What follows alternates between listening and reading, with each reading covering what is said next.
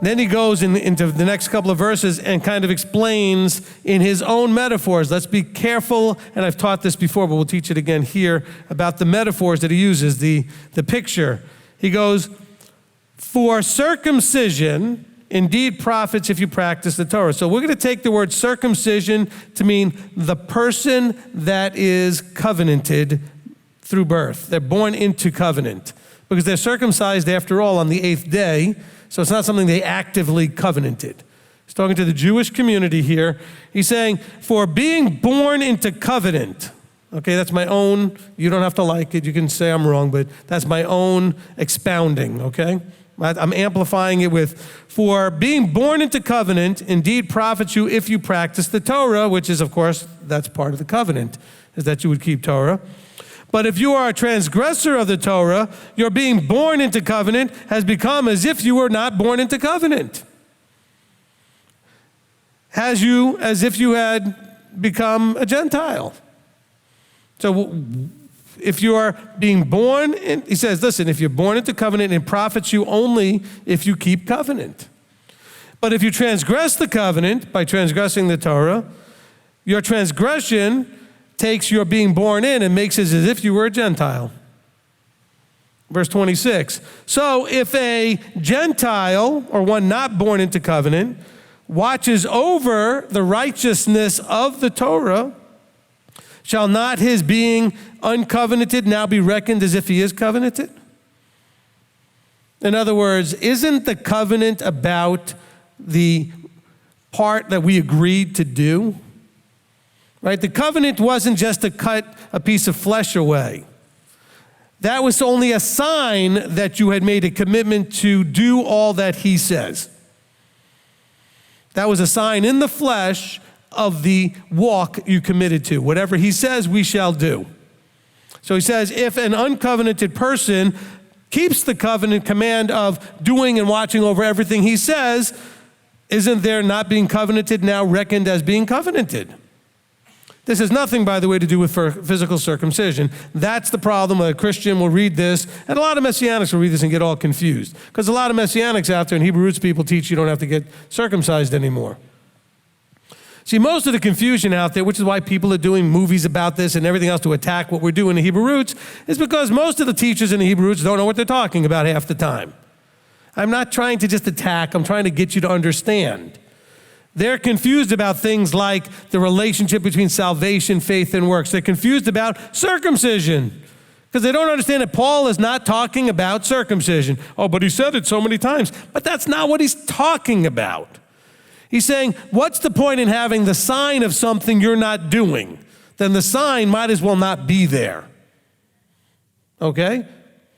Now, and by the way, he's talking about those born into it. He's saying if those that were born Gentiles keep the covenant, doesn't that get reckoned to them as being the right way to be? That doesn't mean they still don't need to get circumcised. That's the whole argument in Acts chapter 15.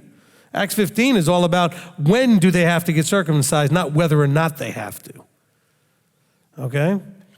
Now, so he says, and this in verse 27 now, and the Gentile by nature, this is what we're talking about, the one who was born uncircumcised, wasn't circumcised on the 8th day, was born a Gentile, who has integrity in the Torah. That the word perfection there is, again, through Hebrew would have been like the idea of tamim. Who, through his having integrity with the Torah, shall judge you, who notwithstanding letter, in other words, you were trained and you were born and you've got the genealogy certificate. In other words, you've got the lineage and the documents to show you're of the covenanted line.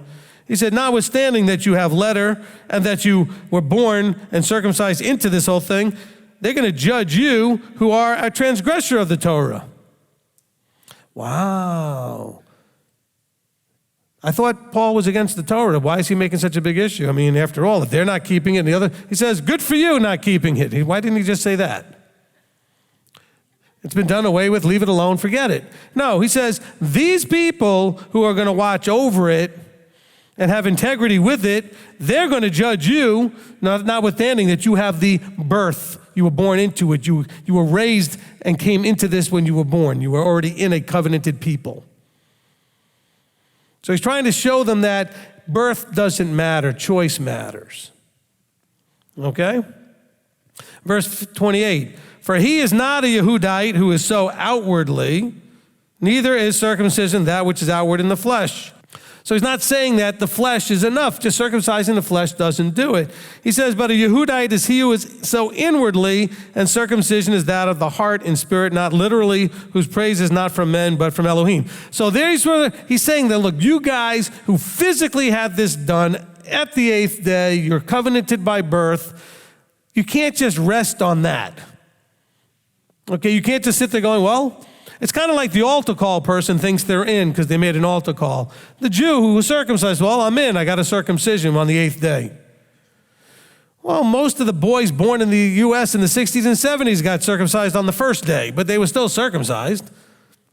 So what does that prove? Doesn't prove anything. He's saying it's the covenant that matters.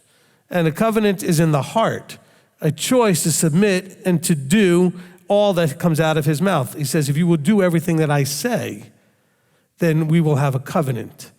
And then I will take you as my people. Not just because you happen to cut off a little bit of flesh. Because anybody could do that. That doesn't prove anything. Okay, but it's supposed to be a sign of something, though. A sign of the inward change, of the inward man, of the circumcision of the heart. And the heart, and it's in spirit, which means it's in the fullness of the understanding of the intent, not just in the basic simplicity, but it's how it's fully intended.